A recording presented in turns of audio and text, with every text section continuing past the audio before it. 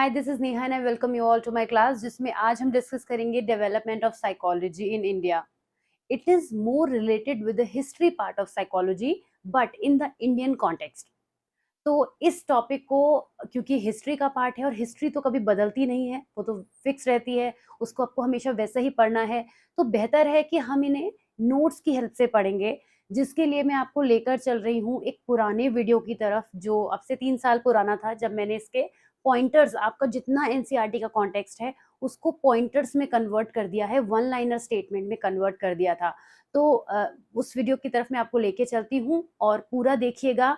एक एक पॉइंट आप ब्लैक बोर्ड से नोट कर सकते हैं और उसको नोट करने के बाद आप अपने नोट्स प्रिपेयर कर सकते हैं. वो एक ईजी तरीका होगा चीज़ों को याद करने का. तो पैंडेमिक के टाइम का वो वीडियो है. आई होप कि वो आपको पसंद आएगा और उसको देखने के बाद फिर हम नेक्स्ट टॉपिक की तरफ नेक्स्ट वीडियो में बढ़ेंगे. तो चलिए क्विकली स्टार्ट करते हैं. Let us start today's video in which we will be talking about psychology in India. तो सबसे पहले जैसे कि विलियम वुंड का नाम हम सब जानते हैं. अगर हम साइकोलॉजी पढ़ चुके हैं और इंडियन कंटेक्स्ट में साइकोलॉजी को पढ़ने जा रहे हैं, तो ये मैं मानकर चलती हूँ कि इतना आप जरूर जानते हैं कि साइकोलॉजी किस तरह से एग्जिस्टेंस में आई. फिलोसफी से निकलकर फिलोसफी और बायोलॉजी के बीच ये कहीं पर अटकी हुई थी, और जिस तरह से विलियम वुंड ने अपने एक्सपेरिमेंट को लैबोरेटरी सेटअप करने के बाद लेप्जिग जर्मनी में इसको बर्थ दिया, उसके बाद साइकोलॉजी ने ग्रो होना स्टार्ट किया. लेकिन इंडिया में साइकोलॉजी आने में थोड़ा सा टाइम ज्यादा लगा. साइकोलॉजी इंडिया में जो फादर साइकोलॉजी के कहे जाते हैं, he is known as doctor Narendra Nath Sengupta. एक पॉइंट है, आप इसको नोट डाउन कर सकते हैं कि who is the father of Indian psychology या who is father psychology in India. He is doctor Narendra Nath Sengupta, जिनका जो बर्थ ड्यूरेशन है, जो इनका लाइफ ड्यूरेशन है, वो है 23 दिसंबर 1889 टू 13 जून 1944. ये इनका ड्यूरेशन है जिसमें इन्होंने बर्थ किया. और इसके अलावा जब हम जनरल साइकोलॉजी की बात करते हैं, who is father of psychology, तो we all know that's who is the father of psychology, William Wundt. एक ही नाम है जिसके साथ साइकोलॉजी स्टार्ट होती है. तो यहाँ पे हम इंडियन कंटेक्स्ट में बात करें तो doctor Narendra Nath Sengupta is the father of psychology in India. Next हम बात करते हैं कि साइकोलॉजी स्टार्ट कैसे हुई. तो in India psychology began at department of philosophy at Calcutta university in 1915. See हम सब ने ये चीज जनरल पढ़ी है, हम ये जानते हैं, इतना बेसिक चीज हम सब जानते ही हैं कि जो साइकोलॉजी थी वो फिलोसफी से निकली थी. लेकिन जब इंडियन कंटेक्स्ट में साइकोलॉजी आई तो वो प्योर साइकोलॉजी नहीं थी, वो भी डिपार्टमेंट ऑफ फिलोसफी से ही ओरिजिनेट हुई, जो कि कैलकाटा यूनिवर्सिटी में हुआ. 1915 इज द ईयर जिसको आपको लर्न करना है, याद रखना है कि 1915 वो ईयर है जब साइकोलॉजी इंडिया में आई. जिस तरह से हम लेप्जिग जर्मनी में याद रखते हैं 1879 ईयर याद रखते हैं, उसी तरीके से हमें 1915 याद रखना है इंडियन कंटेक्स्ट में. ठीक है. उसके बाद इन द सेम ईयर, ठीक उसी साल, इन 1915 first psychology lab was established. India में जो पहली साइकोलॉजी लैब एस्टैब्लिश हुई है वो 1915 में ही हुई है और कैलकाटा यूनिवर्सिटी में ही हुई है. और इसके अलावा सिलेबस एंड एक्सपेरिमेंटल साइकोलॉजी भी इंट्रोड्यूस हुई. जो लैब एस्टैब्लिश हुई वो भी 1915 में हुई, और इसके अलावा जो एक्सपेरिमेंटल साइकोलॉजी का जो भी सिलेबस था, ये कह सकते हैं कि साइकोलॉजी को इंडियन कंटेक्स्ट में जो हम सिलेबस लेना चाहते थे वो भी हमारा जो है 1915 में ही स्टार्ट हुआ. इंडियन कंटेक्स्ट से यहाँ पर क्या मतलब है कि साइकोलॉजी इंडियंस पर किस तरह से अप्लाई होगी, अब साइकोलॉजी की स्टडी इंडियन फॉर्म में किस तरह से की जाएगी, ये सिलेबस की हमने जो बात करी वो 1915 में करी. ठीक इसके अगले साल यानी next year, that is in 1916, ठीक एक साल के बाद कैलकाटा यूनिवर्सिटी ने साइकोलॉजी का डिपार्टमेंट स्टार्ट किया. क्योंकि इससे पहले जो साइकोलॉजी थी वो डिपार्टमेंट ऑफ फिलोसफी से कनेक्टेड थी, वहां से वो ओरिजिनेट हुई थी. तो उसको एक अपना डिपार्टमेंट चाहिए था, एक अपना प्लेस चाहिए था. वो प्लेस उसको प्रोवाइड कराया कैलकाटा यूनिवर्सिटी ने जब डिपार्टमेंट ऑफ साइकोलॉजी 1916 में स्टार्ट हुई. ज्यादा वक्त इसमें नहीं लगा, नेक्स्ट ईयर ये स्टार्ट हो गई.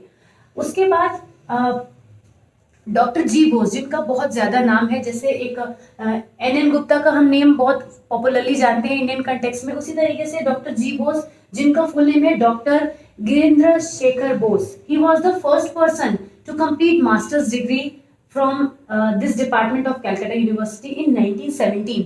16 में जो है वो डिपार्टमेंट बना था और 17 में ही इन्होंने, जी बोस ने, अपनी मास्टर्स की डिग्री यहाँ से कंप्लीट करी, और ये पहले पर्सन थे जिन्होंने यहाँ से मास्टर्स की डिग्री कंप्लीट करी.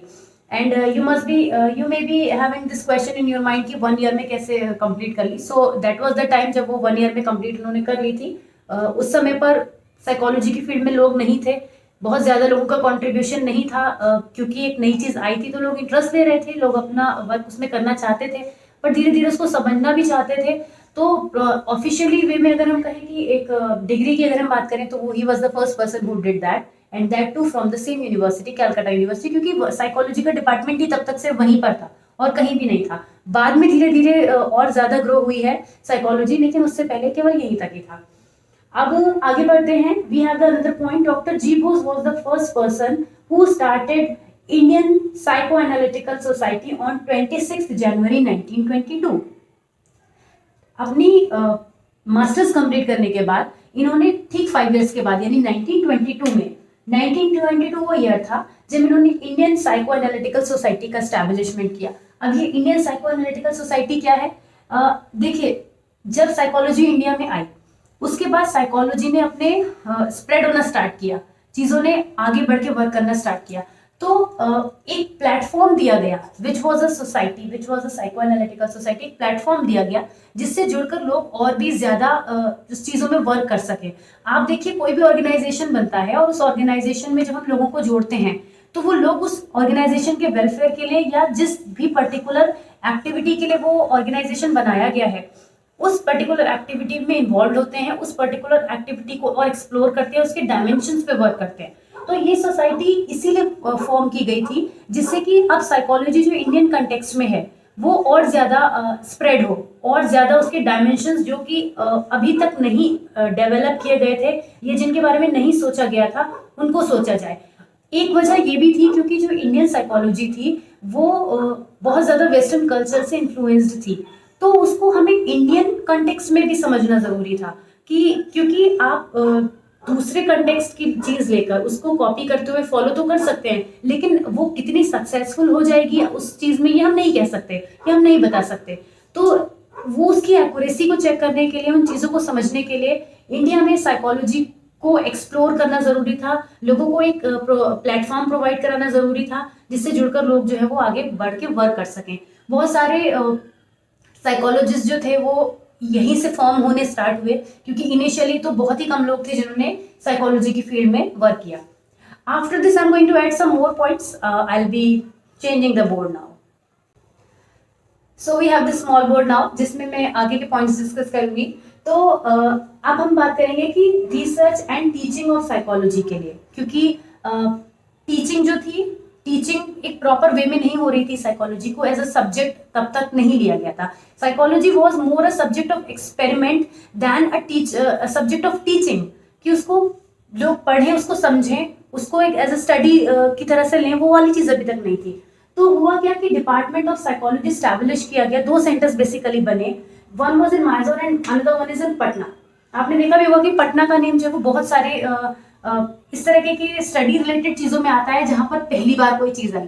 पटना का हमेशा बहुत ऐसी जगहों से नाम जोड़ा जाता है, तो आप लर्न कर सकते हैं, इसको याद रख सकते हैं कि for the research and teaching of psychology 2 centres were started at department of psychology, क्योंकि उसके बाद डिपार्टमेंट ऑफ साइकोलॉजी स्टैब्लिश होना स्टार्ट हो गए थे, तो जो माइजोर एंड पटना से उसकी स्टार्टिंग हुई।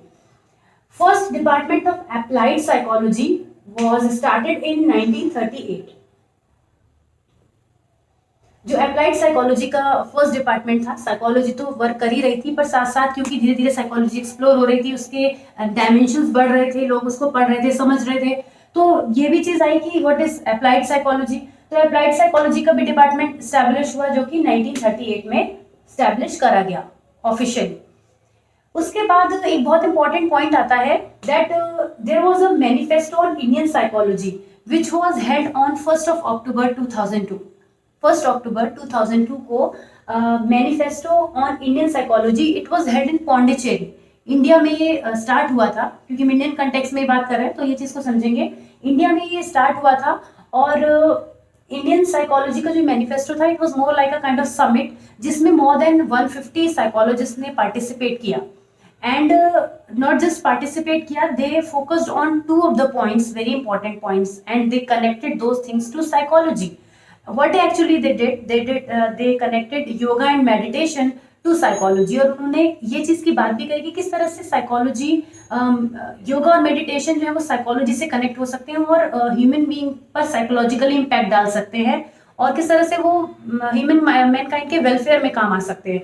तो इस चीज को एक बहुत बड़े मूवमेंट की तरह से साइकोलॉजी की इंडियन हिस्ट्री में लिया जाता है, which I have written here also, that Manifesto on Indian Psychology, which was held on 1st of October 2002 in Pondicherry, is considered as an important landmark in the history of psychology, and this is also known as Indian psychological movement और Indian psychology movement, इस नाम से भी इसको जाना जाता है। तो आज के जो टाइम में साइकोलॉजी है वो बहुत ज्यादा मॉडिफाई हो चुकी है, बहुत ज्यादा बदल चुकी है, बहुत ज्यादा साइंटिफिक हो चुकी है। तो the next point that we are going to talk about Indian psychology is that today's psychology is modern scientific psychology. Indian context में ही हम बात कर रहे हैं कि जो साइकोलॉजी है वो बहुत ज्यादा साइंटिफिक है, बहुत सारे साइंटिफिक रूल्स पर चलती है, बहुत सारे साइंटिफिक एक्सपेरिमेंट्स पे चलती है और इसको बहुत साइंटिफिकली ही लिया जाता है, क्योंकि psychology is more like a science. किसी भी साइंस की ब्रांच से हम अगर साइकोलॉजी को कनेक्ट करें तो एक नई ब्रांच निकल कर आती है। और साइकोलॉजी जो है आज की डेट में जो साइकोलॉजी है वो अपनी बहुत सारे ब्रांचेस की इससे जुड़ी हुई है, इसके बहुत सारे डिसिप्लिन हैं। साइकोलॉजी तो एक डिसिप्लिन है ही, लेकिन ये अपने सब डिसिप्लिन में डिवाइडेड है और वो सारे डिसिप्लिन जो हैं कहीं ना कहीं साइकोलॉजी को प्रमोट कर रहे हैं। तो this is how we try to understand the concept of psychology in Indian context. तो आई होप ये पॉइंट्स जो आपने इस वीडियो में देखे हैं वो आपको समझ में आए होंगे, पसंद भी आए होंगे। Please note down the points and if you have like this video, you found it useful, then please press one like button and also subscribe to the channel अगर आपने अभी तक नहीं किया है। This is going to be a big help for me and I will see you super soon in the next part of this chapter. Till then take care and see you soon, bye bye.